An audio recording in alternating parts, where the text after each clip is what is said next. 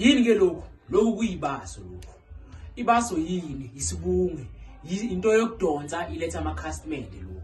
Noma ngabe unesaluni, noma ngabe une-car wash, noma ngabe uyathengisa esitradeni, noma ngabe uthengisa ekhaya, noma ngabe uyinyanga, noma ngabe uyini.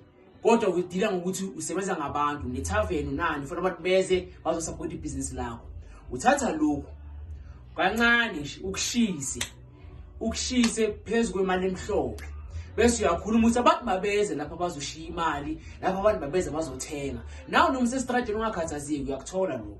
Ngoba uyakuthatha nje kancane ubeke kule mali emhlophe ukushise, uye phansi kwetafula lakho lokuthengisa la kulo. Akekho umuntu ozondlula lapha ngathi nga. Nama into yakho oyithengisa yangayifuni, uzoyithengela njengoba naku zadonswa yilokho. Kuyalekelela kakhulu. Wena no-car wash kusami, car wash yakho isaqala, ufuna ukuthi ivuke. Ayiduri. Ngemali yegeza nje ekwantama uyakuthola lokho.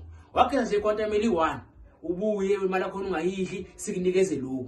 Lokho uzokubizela amanye ama-quantum, ama-quantum amaningi, uwasha imoto kugcwale, ucashe nabanye abakulekelele. Noma ngabe uhlelo lebhizinisi oliyenzayo, kodwa ufuna ukuthi abantu bathenge kakhulu, uyalithola ibaso lakho latholakala, liyavula kakhulu emalini. Abantu beza kakhulu bazothenga, bazokusupport kuloko okwenzayo. Nikhumbule ukuze inkinga nasixazululo. Kuze libe inkinga kusho khona ukuthi nisixazululo. Ungalambi selikhona ibaso.